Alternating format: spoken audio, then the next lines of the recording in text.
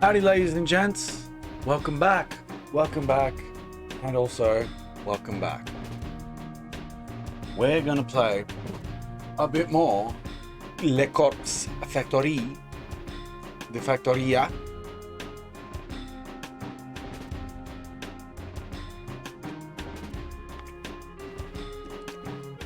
Hi, buddy.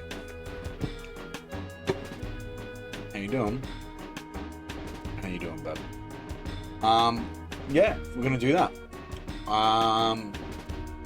If you're just joining me, yeah. Hi, I'm X Incognito. We're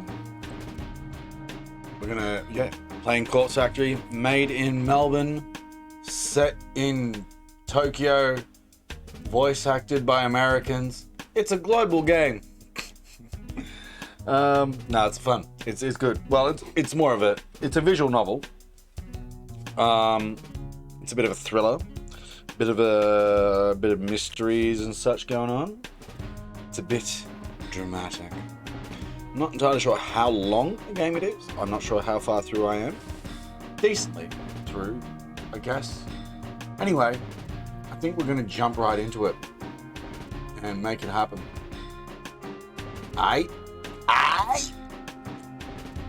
Not sure how much I'm gonna do tonight. We'll see. I can probably at least an hour, possibly not a whole lot more than that. We shall see. We shall see. Anyway, let's boot it up. Alright, yeah, let's kill the beat. I'm gonna let the intro play because it's a hell of an intro. So why not let it play? Alright. And while it's playing, I'm gonna be right back. Oh no, hold on.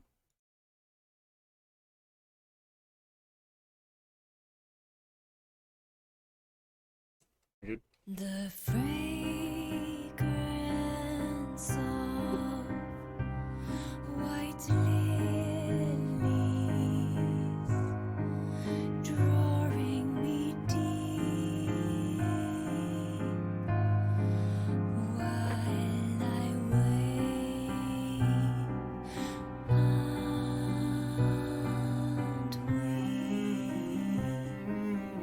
won't accept that you're gone. No meaning in moving on.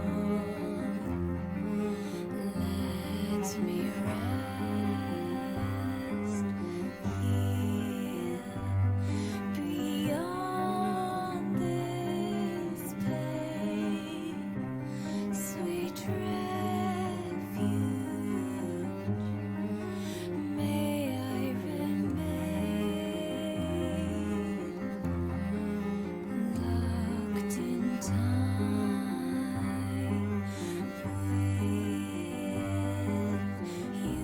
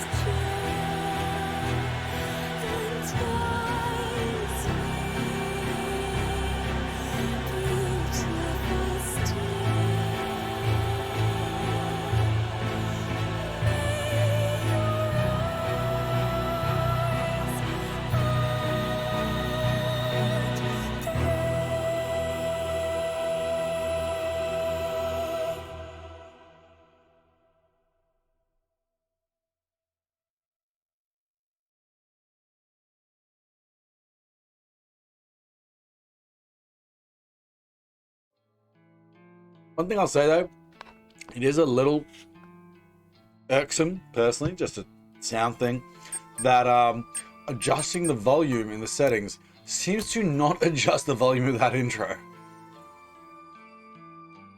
For whatever reason.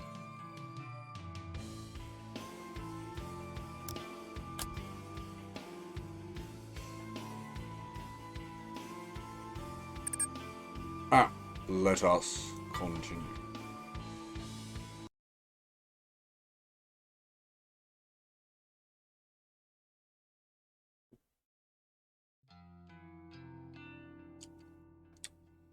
Now I need to try to remember what the voice I was using.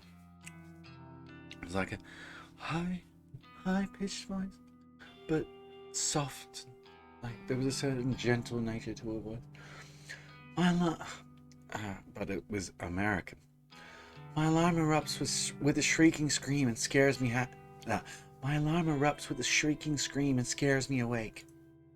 My eyes don't open immediately, and instead I find myself tossing and turning, trying to bury my face in my pillow. I can't have had more than 2 hours of sleep, and now it's already time to get up and go to work. How the hell am I going to function today? I drag my heavy body from the bed and slide into the pair of slippers resting on the floor. With a yawn and a stretch, I leave my bedroom.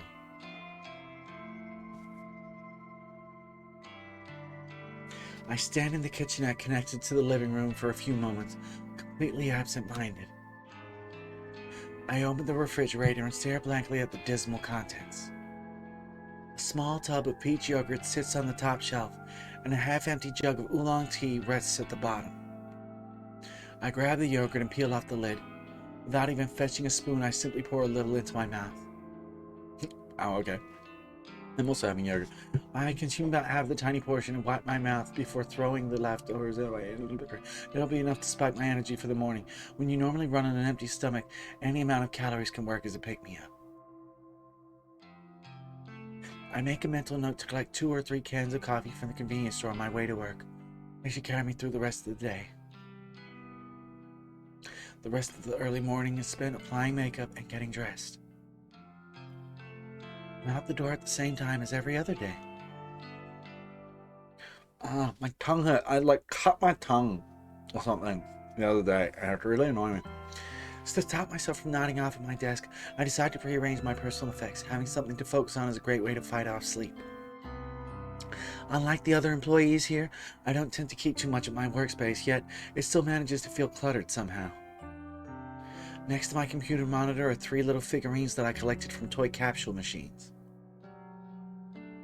They're a set of anthropomorphic coffee cans that were released as a promotional campaign for my favorite coffee brand. Each figure is about the size of my thumb. They're cute little things, and when you put a coin into the capsule machine, you never know which character you're gonna get. So far, I've managed to collect Captain Cafe LA, Lieutenant Long Black, and Madame Macchiato. If I remember correctly, there are 2 more I still need to get.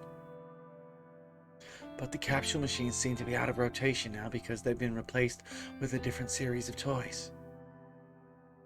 If I ever want to collect the remaining figures, I'll probably need to buy them online. Oh well, I'm not super invested in having to own all of them. I give each shiny figure a bit of a dusting and set them back up next to my monitor so they're all standing up straight and facing forward.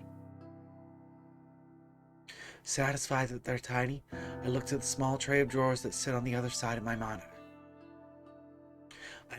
I mainly just store papers and office memos in them. They're not really big enough to hold anything much larger than documents. I rummage through the drawers and discard a few old notices that aren't relevant anymore. I think I need to ever so slightly slow down the text.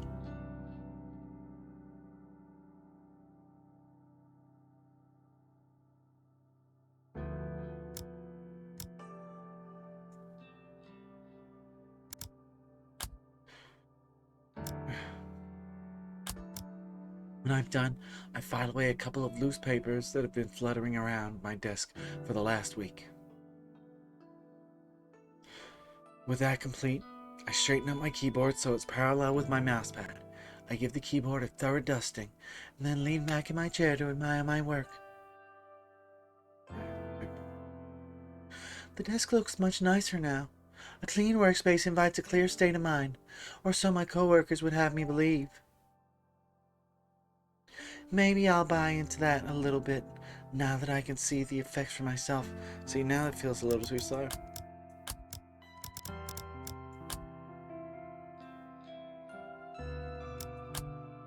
The corner of my eyes catch a glimpse of blonde hair, and I turn to watch Tomoe enter the office. She nods at Shinya as she walks by his desk and continues nonchalantly towards her own workspace.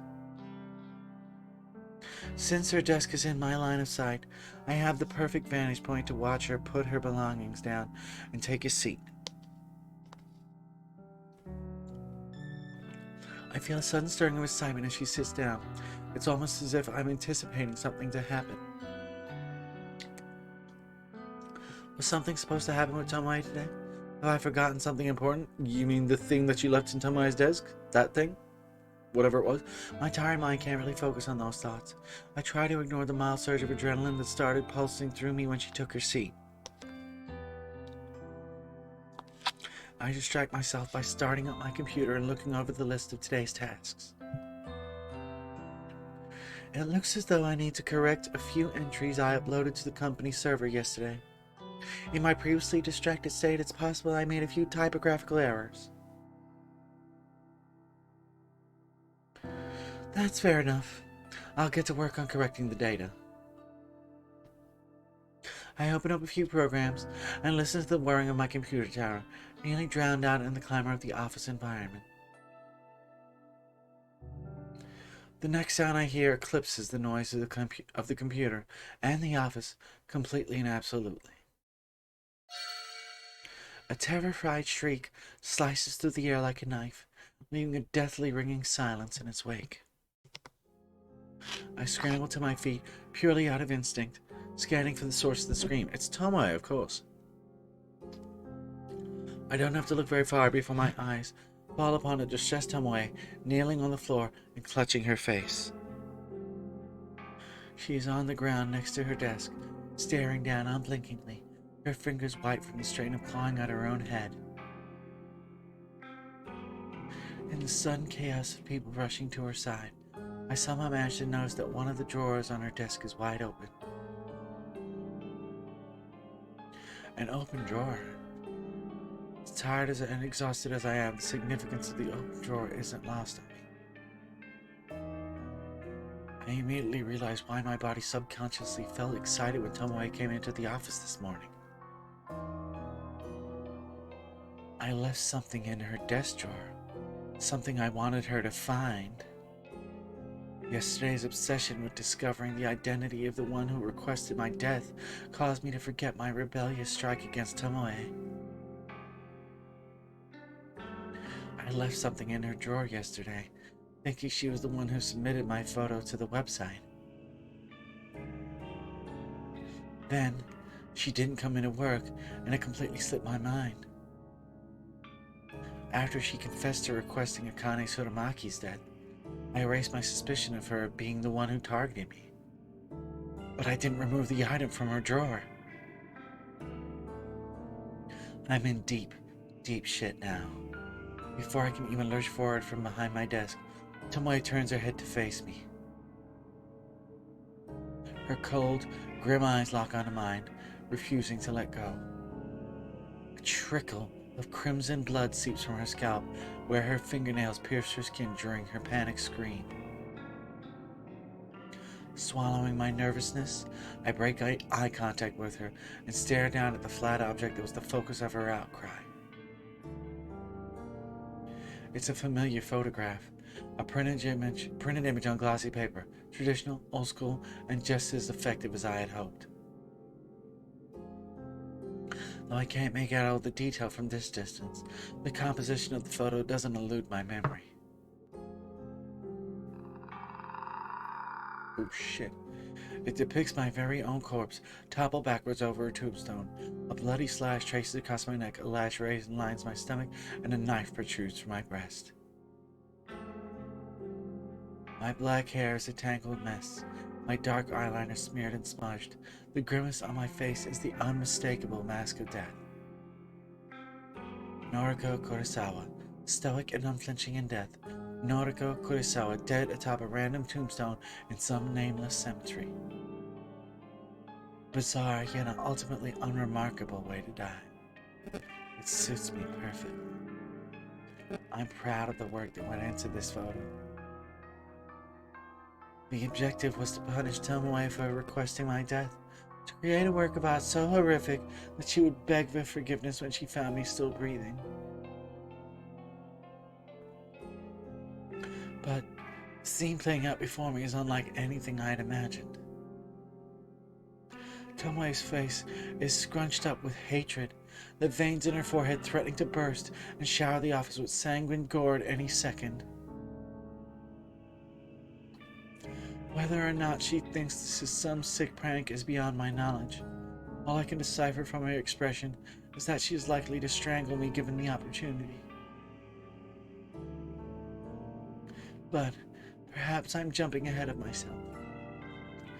Why do I automatically assume that she believes I'm guilty of putting the photo in her drawer? I mean, aren't I the victim in the image? Perhaps she actually...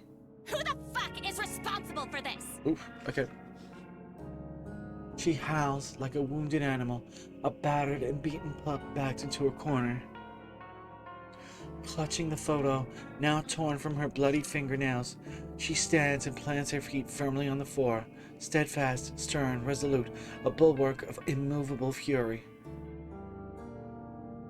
All eyes are upon her. The bleach blonde gal girl with an antagonizing attitude is the center of attention in the office.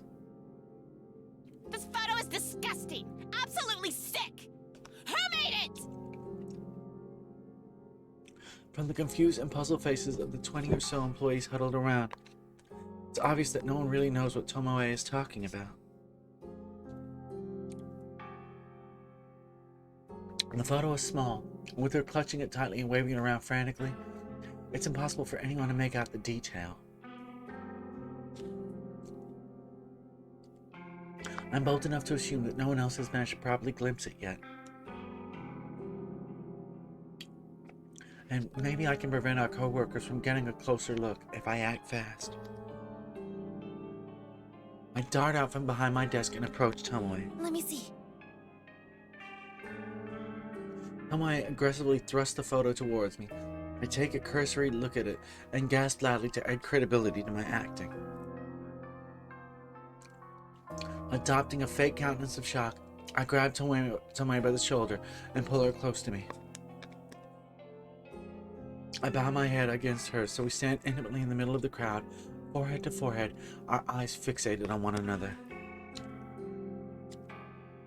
I hope my beating heart isn't loud enough for Tomoe to notice as we stand against each other.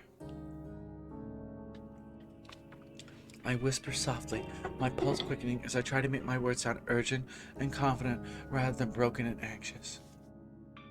Come with me. I need to talk to you.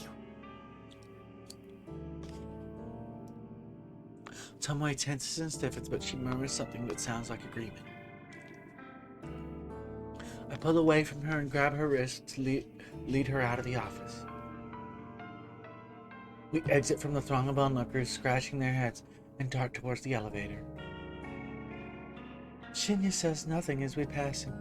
He just looks on with a pale face.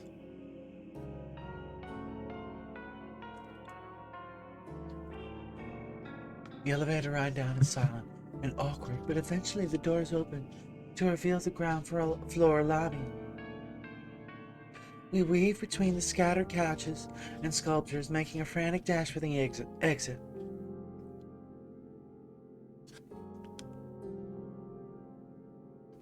We finally emerge outside into the brisk morning air. Trying hard to catch my breath, I notice that Tomoe isn't nearly as exhausted as I am. I want to chalk up my wheezing condition to a lack of sleep, but I know that's just an excuse for my poor physical fitness. Shit. Tomoe is still holding the photo in her hand. She looks at it once more in disgust, then faces me with one hand on her hip. You want to tell me what the fuck this is? Look, it's difficult to explain, but I'll try my best. I want to find out who planted this in my drawer! And look at this!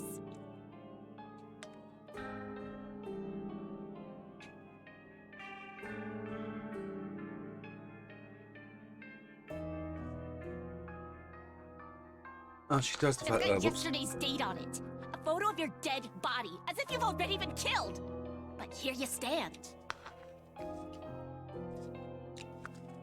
Sure enough, the photo bears yesterday's date. The time states 9:06 p.m. I marked it as such when I was under the belief that Tomoe would find it yesterday morning.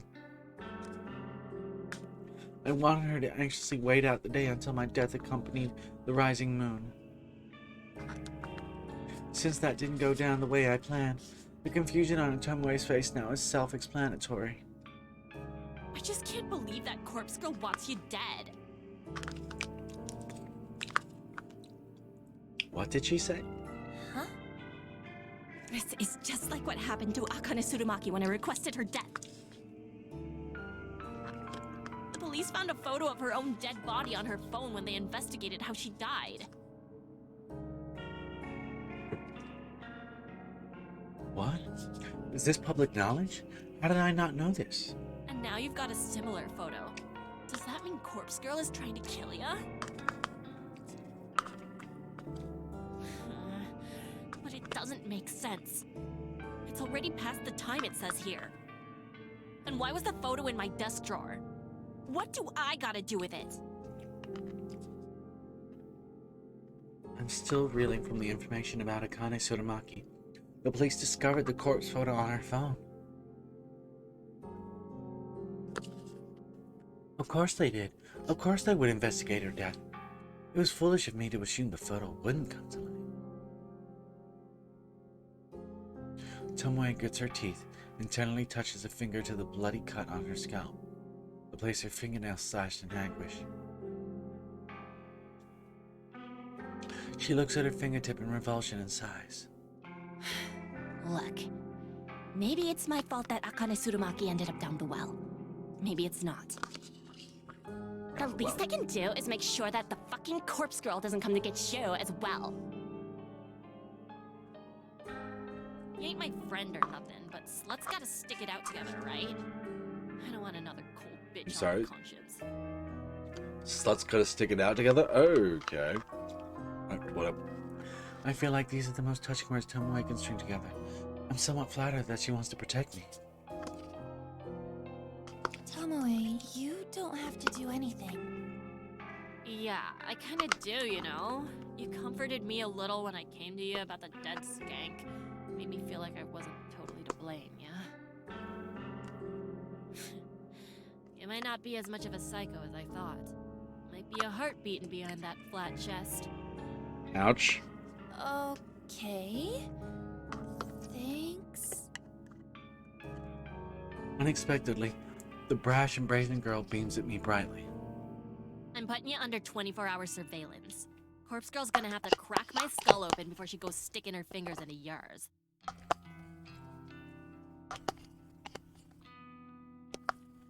Tomoe, really, that's not necessary. I can't figure out a way to convey that I'm not actually in any danger. Well, immediate danger at any rate. It's true that there is someone out there who wants me dead badly enough to have requested through the website. But as far as the threat of Corpse Girl coming to get me goes, I'm perfectly safe. I resign myself to simply staring blankly at Tomoe, the girl I hold so much disdain for. I know I should choose my next words carefully. Tomoe is prone to violent outbursts at even the best of times. Oh, okay.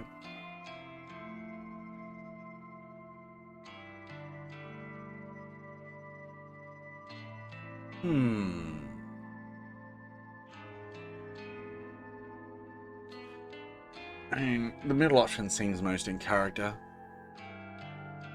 Thanks, but I'll be fine on my own. Thanks, but I'll be fine on my own. Nah, that's bull. You're a delicate little thing, so it's up to me to look after you. Yeah, maybe I should tell the fuck off. Seriously, I'll be okay. I don't think Corpse Girl is going to come after me. Hell yeah. And what makes you so sure? It's a long story. But look, you said it yourself. The time and date on the photo have already passed, right? Huh? Oh, yeah, guess so. But so what?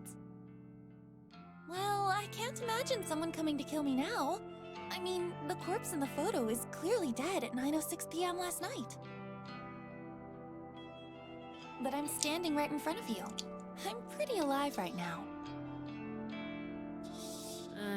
You're not really convincing me. I mean, I don't totally believe this corpse girl person really exists, but still. Something or other killed Akane Tsurumaki. Pretty sure it wasn't suicide, what with the photo and all. So, since you got one of them photos too, I think it's best we hang. At least for a day. Let me keep you safe. You're really stubborn, you know that? Oh yeah, but I've been called worse. I'm sure. But why'd you think the photo was in my drawer? Did Corpse Girl get her desks mixed up? And like, shouldn't it have just been texted to you? I don't know. Ugh, this shit really fucks with my head.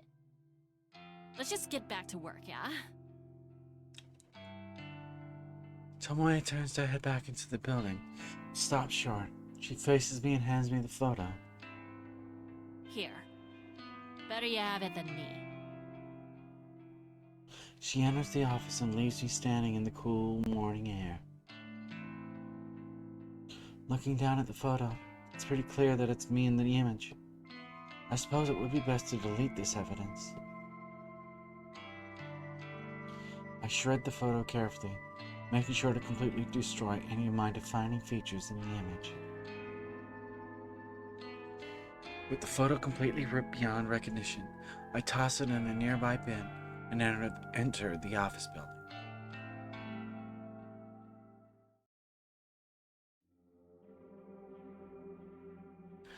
After dealing with Tomoe, the rest of the day goes by without incident. I'm thankful, mainly due to how exhausted I am from lack of sleep. When I finally get home, I crash on the couch and watch the sun vanish from the sky. It's late, but I can still make the most of the night if I pull myself up from the couch. With great effort, I manage to stand and then make my way to the kitchen to brew a cup of tea. In my mind, I run through a list of things I should do during my free time tonight. I could check my website requests, take a bath, or maybe get back to reading Strange Flower. Whatever I end up doing, I'm just relieved the day is over. With a steaming cup of green tea in hand, I retreat to my room and leave the outside world to continue turning without me.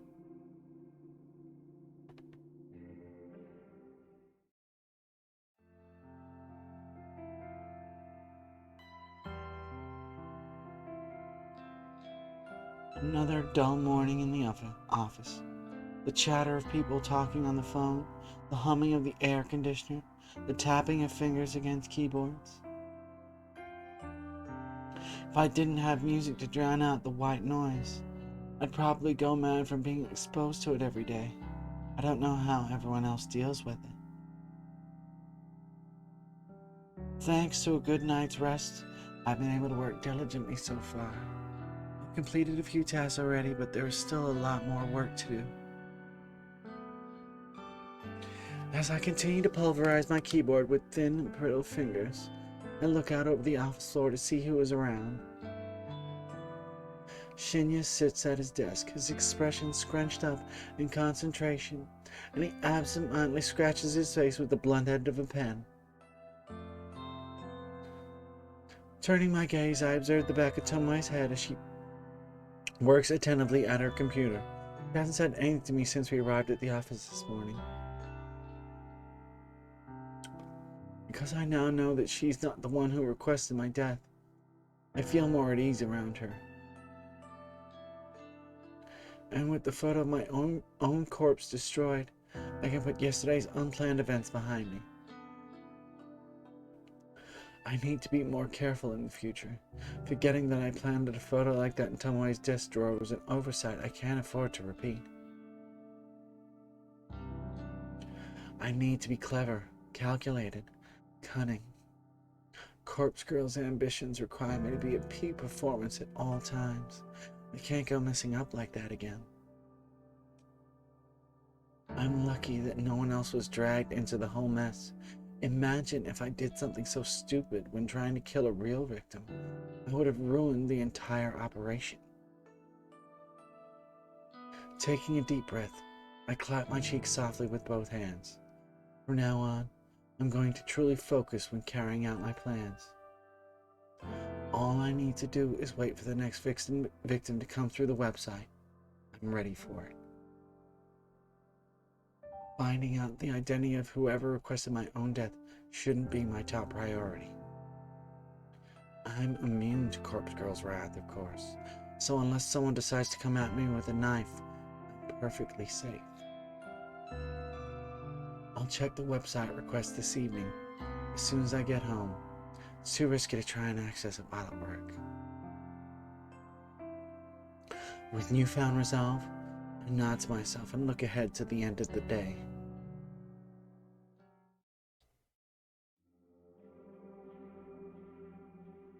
The flickering notification on my laptop screen prompts a wicked grin and split my face in two. One new request. I don't waste any time before opening up the details of the request. My heart begins to pound, and I feel the welcome rush of adrenaline flooding through my body. Request details. Today, 10:55 a.m. local time. Victim's phone. Downloading image attachments. My eyes widen at the sight of the uploaded photo. Two people, two identical women. Twins, identical twins at that. The woman on the left is circled in red. She is obviously the requested victim, but without knowing them personally, it's impossible to distinguish between the two.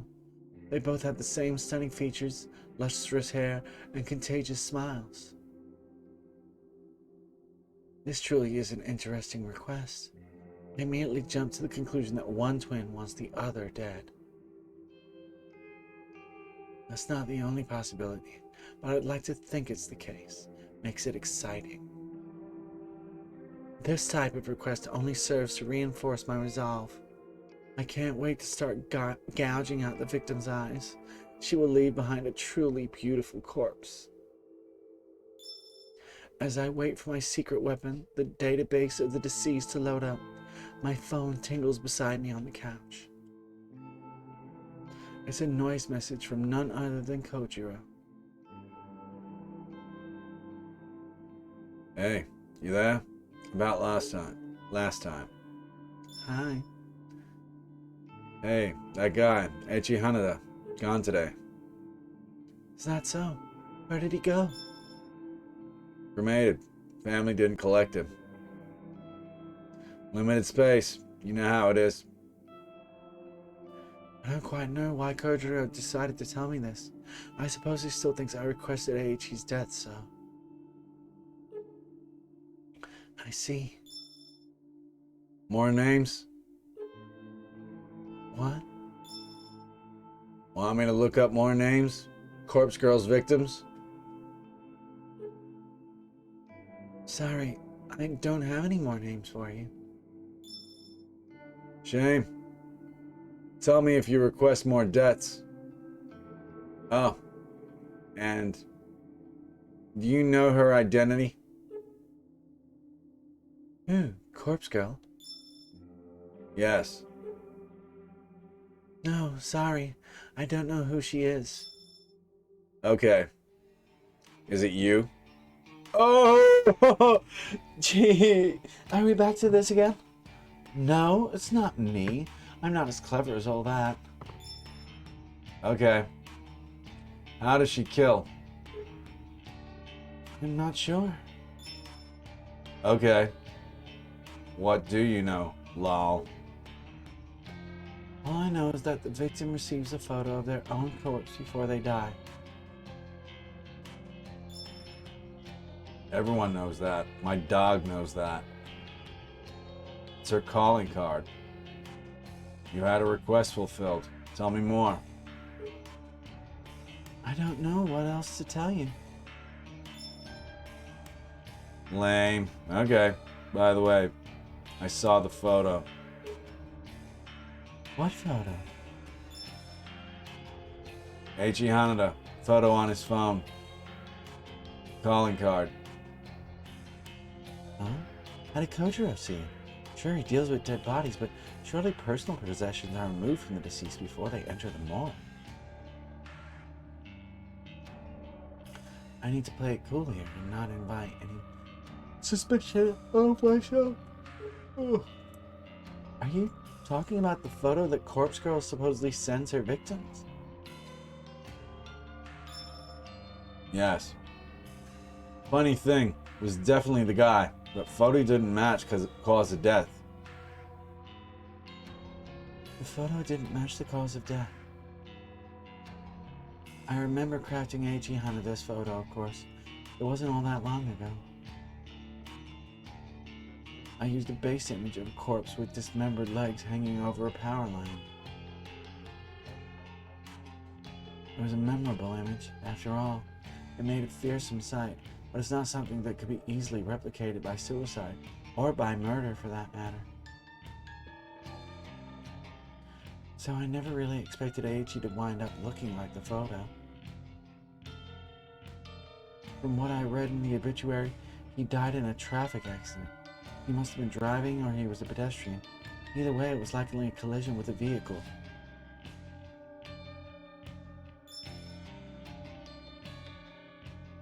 For starters, cadaver still has both legs. No legs in the photo.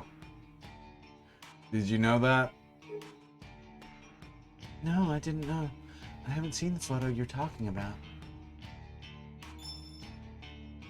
You haven't? Interesting.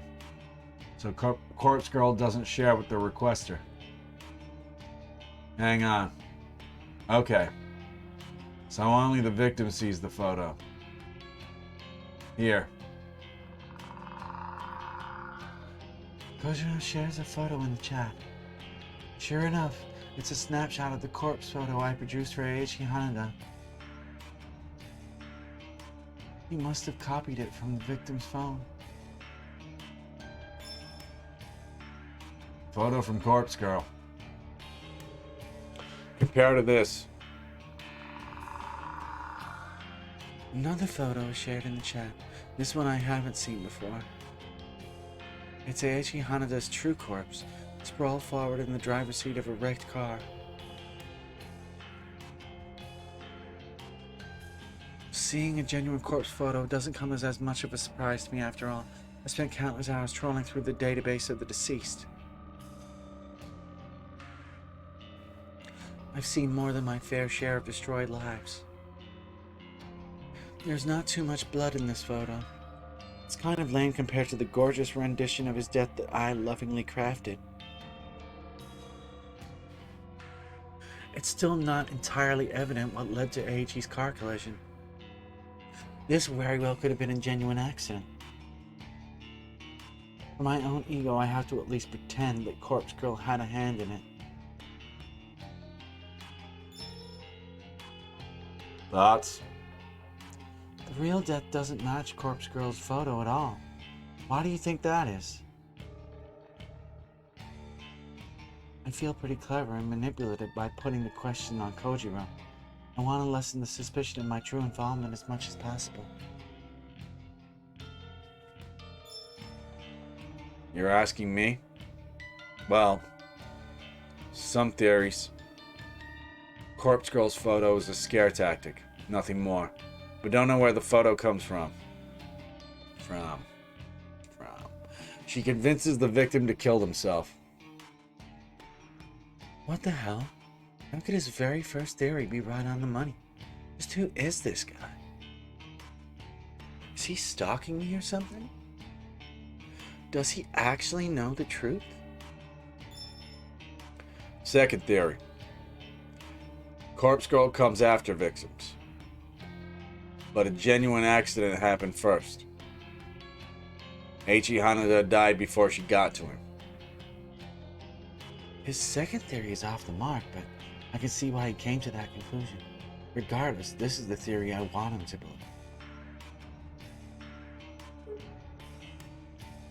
I think the second theory is most likely. Why would someone kill themselves from seeing a photo? Doubting my own methods like this leaves a sour taste in my mouth. Not that simple. Photo is personal and time-stamped. Adds urgency, realism. Could be effective, especially in someone anxious or gullible. He's right, of course. Although causing death in this manner was never my intention when I first started Corpse Girl's website, it's a possibility that did occur to me when Ruri Hitano died. Wait a minute. How did you even get these two photos? Lol. Now she asks. Police on scene like to share. More morbid the better. Dead guy with corpse photo on his phone fits the bill. They sent me both photos. We played spot the difference. Lol. Disgusting. I never knew the police could be so disrespectful to the dead. While I can't really talk, at the very least, I'm not in that line of work. Anyway. Coffee? Huh? Yeah, coffee with me. Yeah, why? Yes, no? Unbelievable, this guy wants to meet up and grab coffee? Has this conversation really given him the feeling that I'm interested in him? Does he think we bonded over a discussion of dead bodies? Well, haven't you? I'm about to tell him no, but some part of me hesitates and halts my fingers. Kojiro has connections. The morgue, the police. It's not inconceivable that he might be a useful tool in the future. At this stage, I'm about 80% sure he doesn't know my true identity. It might be safe to meet up with him. Hey, brother, I am playing a game called Corpse Factory. It's a visual novel game, actually made in Melbourne. Hence, I actually backed it on Kickstarter a while ago, and it's just come out about a week or so ago. I think it came out on 31st of May. So yeah, I've been playing through it and doing a bit of narration because while there is voice acting in the game, the narration is not voice acted. So I'm taking it upon myself to do that myself. How you been, brother? So yeah, it's an interesting game, certainly. I suppose I can kind of give you the summary of what's sort of happened so far. So the character you're mostly playing as, yeah, I am enjoying it, certainly. The character you're mostly playing as is a girl named Noriko Kurosawa, who runs a website called Corpse Girl. And what this website is, people can request a death, as in they send through the phone number of the person they want dead and a photo of them. And Noriko, acting as Corpse Girl, photoshops the photo combined with like photos she has access to of actual corpses, and basically, yes, sends the person a photo of their own corpse with a timestamp saying when they're going to die. And often enough, this leads to the person freaking the fuck out and committing suicide. Which she is kind of all too happy about. She's kind of sadistic and twisted. So yeah, that's the general, very loose, very summarized description of the game. Synopsis, if you will. Yeah, no, I'm certainly enjoying it. It's dark. Oh, it's dark. But yes, I am enjoying it. And yeah, just working. As have I work today. I'm not working tomorrow, but then I'm working again Thursday and Friday. Worked today, worked yesterday. Yeah, you know, that's life. You gotta eat, gotta put food on the table, and you gotta do what you gotta do to make that happen. So, you know, I do what I do when I do what I do. Yeah. I'm probably not going to play heaps more of this tonight because, yeah, like I said, I did work today. And I'm starting to feel a bit on the tired side. And, you know, as you know, it's almost 2 a.m. Have you been streaming? Were you streaming just then and just finished? Or were you just decided to jump on and check out Twitch randomly at this time of night? Ugh.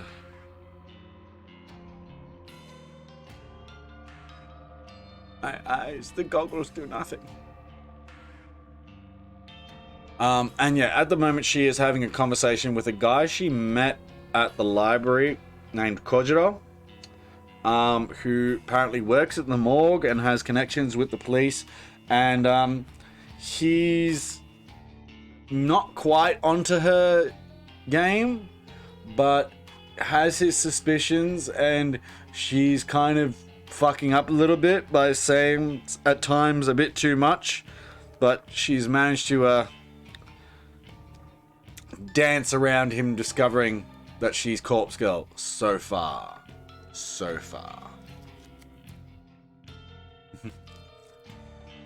At this stage, I'm about 80% sure he doesn't know my true identity.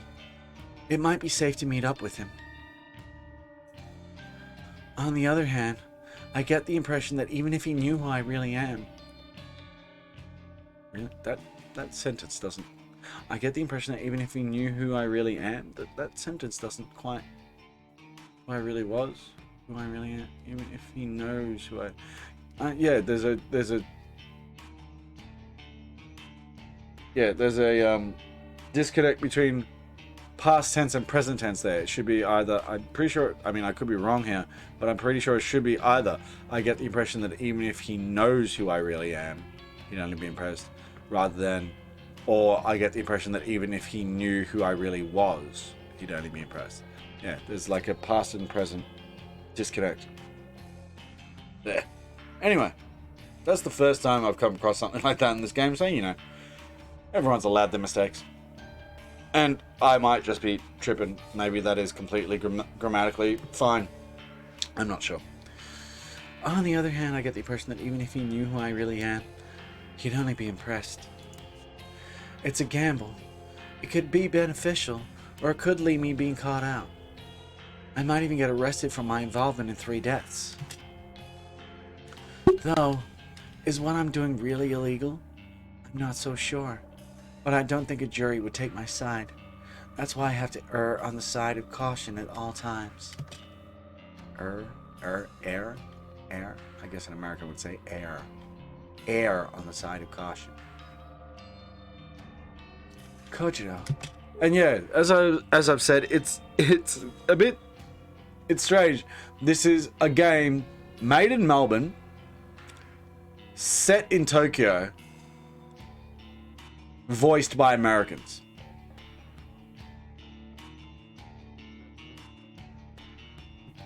Go figure. Okay, let's meet. I type the words and hit send before I have any more second thoughts.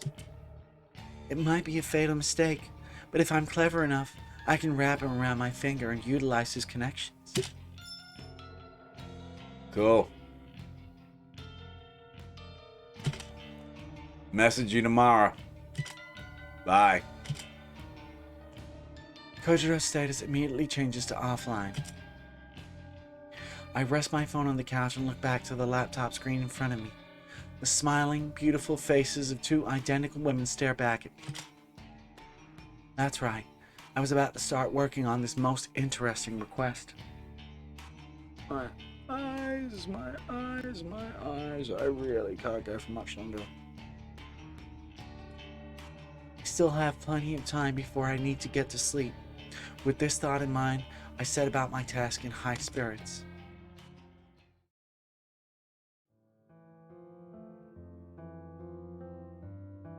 June 4, Thursday afternoon. The tiny balcony jutting out from the side of my apartment is nothing like it was advertised in the real estate listing. When I first saw the misleading photos, I thought it would be spacious and bright, an open-air hideaway that I could use to get some fresh air and improve my health. I wanted to set up a tiny garden and grow some plants, nothing that would require a lot of work, but something that could occupy my spare time. In reality, the balcony is a depressing amalgamation of steel and concrete that saps away any desire to stand upon it. It rests in the eternal shadow of the surrounding buildings and manages to catch the sun's rays for about 4 minutes every day. 4 minutes, wow, rough.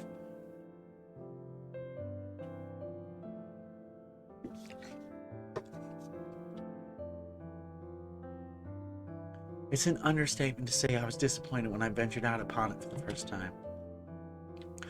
I suppose, if nothing else, it's a good vantage point for looking out over the city, but that's the only positive thing I have to say about it.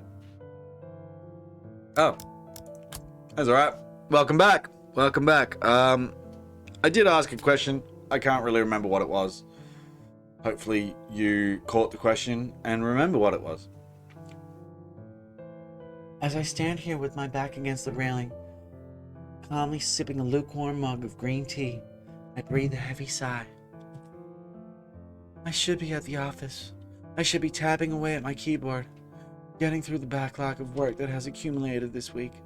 No, I didn't catch the question, sorry. What was my question? Oh yeah, I asked if if you were streaming and had just stopped streaming, or just randomly decided to jump on at this time of night and see what was happening. Or maybe you work late, I don't know. I don't know what you actually do for work. But yeah, just curious. Oh my god, my eyes are freaking killing me. I really need to stop soon. I have not got much more left in me.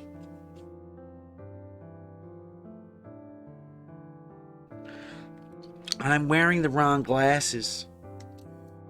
Not wearing my screen glasses. Just need a bit of a clean.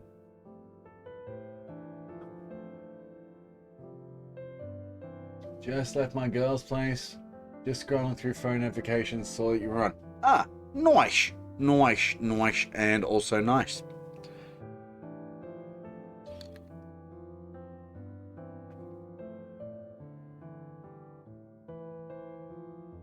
Well, thanks for joining me, good sir. Much appreciated. Welcome anytime. Of course, of course, of course. Yeah. That's awesome, man. Hey, buddy. What you doing? What's going on? Up. Jump up. Jump up. Come, jump up. Jump up. What, are you being lazy? Come on, mate. Jump up. Jump up. Up. Up. There you go. This is my friend Billy. Hey, Billy Bear. You a good boy? Yes, you're a good boy. This is not my dog. This is my friend's dog, but I'm looking after him for a week. He's a good boy. He's such a good boy. Yes, you are. Yes, you are. You're gorgeous. He's talking to you. He's talking to you. Can you see? He says, "Sup, Billy? What's up, Billy? What's up? What's up? You're a Billy boy. You're a Billy boy. You're a Billy boy. He's a good boy. Yes, you're such a good boy. You're such a good boy. You're such a good boy. Yes, you're such a good boy. You are the goodest boy." My partner's been in Brazil for 3 weeks and I sat her cat. Ah, nice. Nice. Nice on both counts. With the cat and also Brazil. Nice. I certainly have never been there. That's certainly cool. Certainly cool. There's a decent chance I'll be going to India for a few weeks, probably July, August-ish. Yeah, I don't know if you've seen. Ted just had another kid. He's got a daughter as well now. So now he's got a son who's, about a year and a half old, and a daughter who's not even a week old.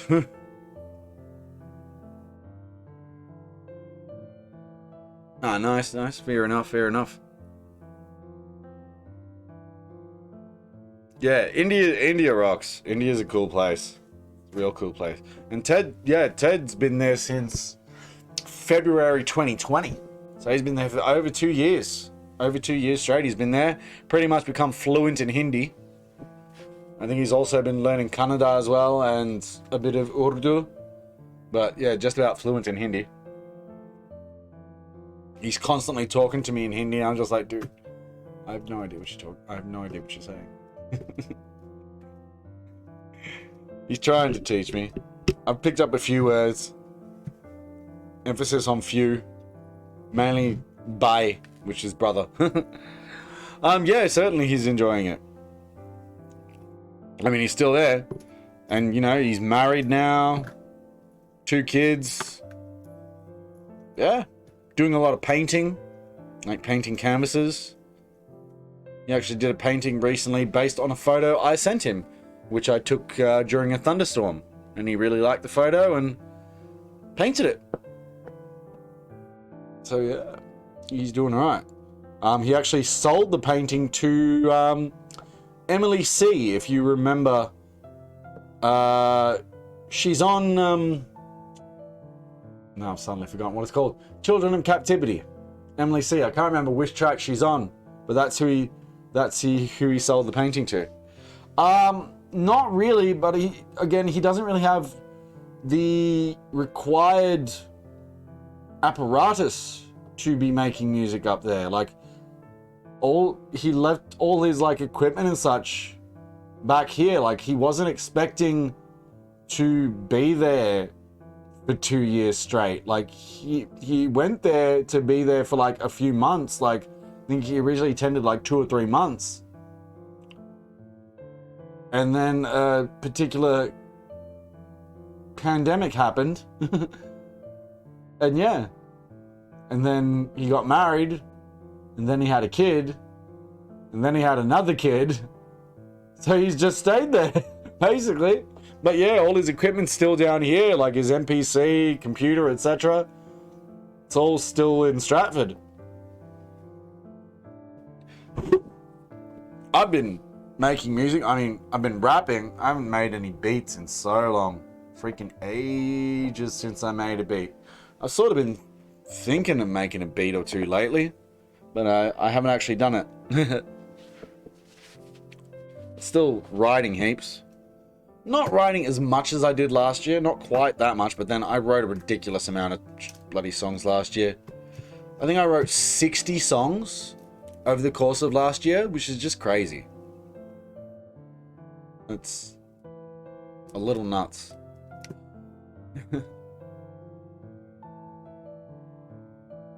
Again, yeah, most certainly, man. Most definitely. 100% interested in collabing.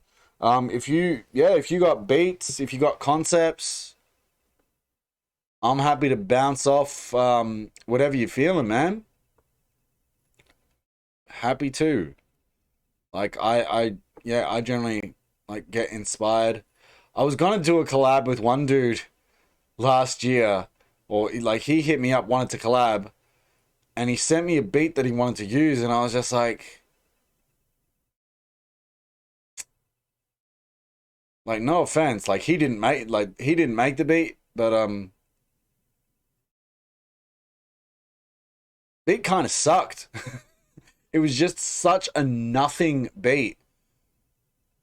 It wasn't even a nothing beat. Like, because a nothing beat, it's like, yeah, you know, it's a beat. There's just nothing special about it. This was not a good beat. It was not a good beat. And I was like, dude, really? Like, this is, I'm really not feeling this. Can we like maybe something else?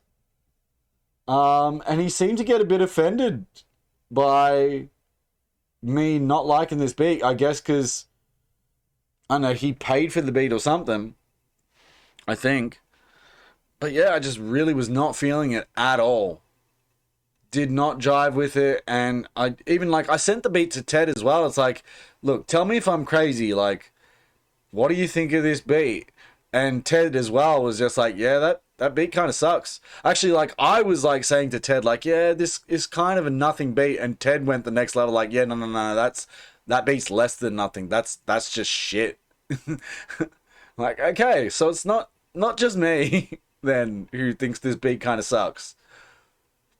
And yeah, I was like, I can't believe he paid for it, because it was not a great beat, not great at all. So yeah, was not feeling it. So that collab just didn't happen. Did not happen. And yeah, you know, is what it is. But yeah, I've heard a few of your newer stuff. When you linked me to your stuff, so I've dug like a number of the kind of stuff you've been rocking lately. So I'm sure that'll be fine. I'm sure if you've got a beat you're feeling, concept, whatever, I'm down. I'm keen. Get on whatever. Yeah, poor dude. But I mean, yeah, like the other thing is, yeah, I think he took offense or something, because the dude ended up like unfriending me, which I found kind of funny, really. It's like, all right, okay, I wasn't rude about it, but like, and you didn't, or maybe he did make the beat. He was just said that he bought it off someone else, but so maybe he did get really offended when I said the beat kind of sucked. Maybe that's why. Shit. Oh well. Oh well. It's not really a big deal anyway, because to be honest, I didn't really rate him as an MC. I was happy to like collab because, you know, he was showing me a bit of respect, like saying like fucking, you know, that he really dug my shit and wanted to collab. I was like, yeah, cool. All right. You know, I'll jump on the track with you. And yeah, and then he sent me just that sucky ass beat. I was like, I can't write to this, man. I just can't write to it. Like, it's really not doing it for me. Yeah, that's it. That's it. True. And yeah, even like, you know, with stuff I make, you know, if someone doesn't, not feeling it, it's like, yeah, cool. It's alright. I know it's not for everyone. I mean, at the very least, I like the music I make, because if I didn't like the tracks I was making, then I wouldn't bloody show them to anyone if I wasn't liking it. If I was like, yeah, this track that I made kind of sucks, like then I'm not showing it to anyone if it sucks. If I think it sucks, I mean, I might show it to them like with the sort of disclaimer, like, I'm not really big on this, but maybe there's, you know, maybe there's a charm to it that I'm not hearing. You tell me. But that would be a rare occasion. You know, we can't like, you know, constantly make shit that's like, yes, everything I make is spectacular. I've made some crap. Sometimes it takes a bit of time to realize, like, yeah, that track, it's a bit shit. Bit shit.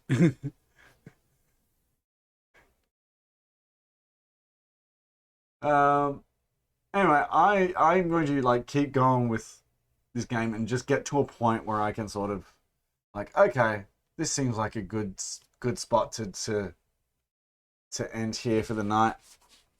Although I could pause and show you like a new track. Yeah, I go back and look at some stuff I was proud of and was disappointed. Yeah, I'm saying like when I listen back to some of my older stuff, it's like, yeah, I liked it at the time, but this has not aged well. This has not aged well. And then other stuff I go back to and listen. Yeah, do that 2 seconds. All right, too easy. All right, let me know when you're back, and I'll do some track. I'll show you some new shit I've written. Yeah. Other times, yeah, I go back and listen to some old shit, and it's like, dude, this is like 10 years old, and it's still good. Like this is still kind of a burner.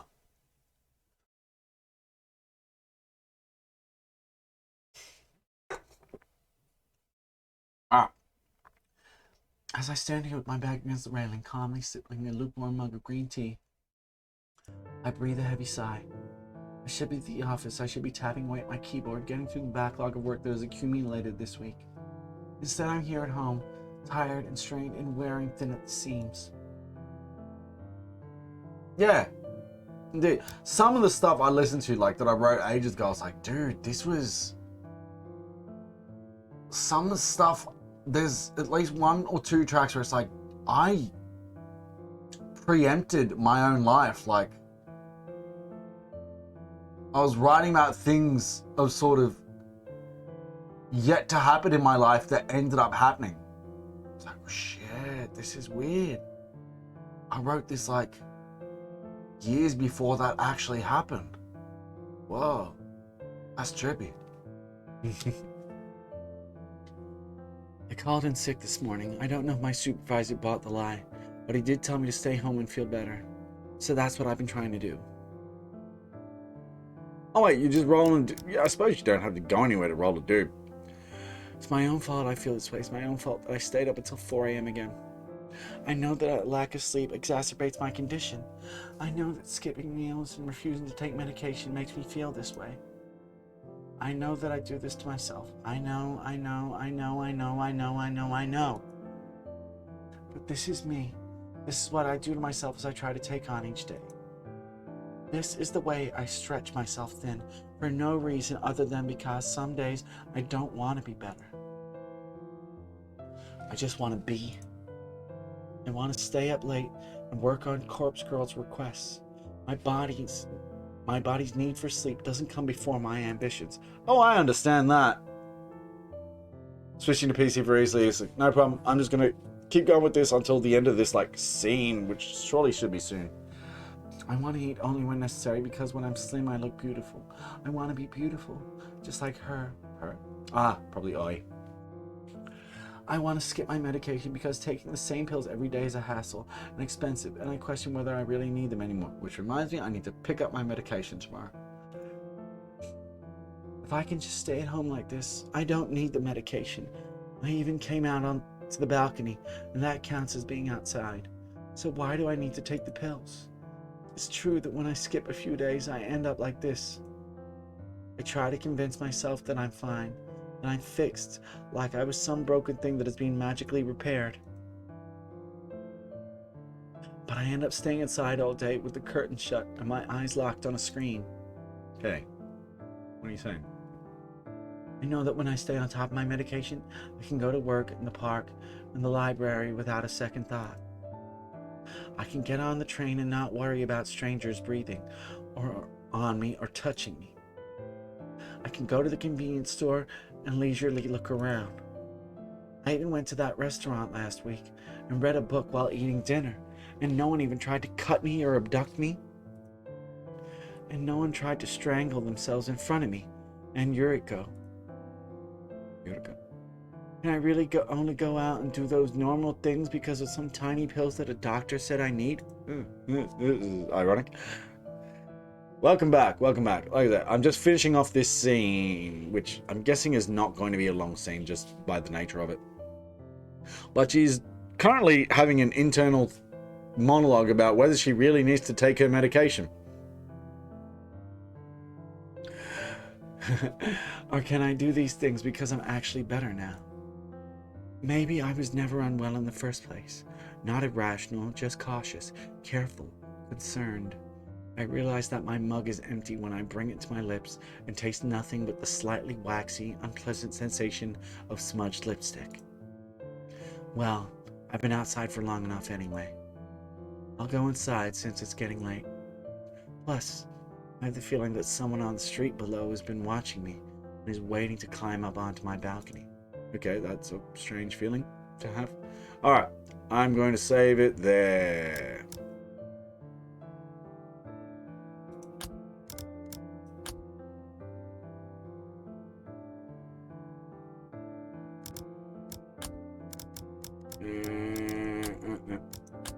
Title. The title screen. Anything added? No, nothing more added there.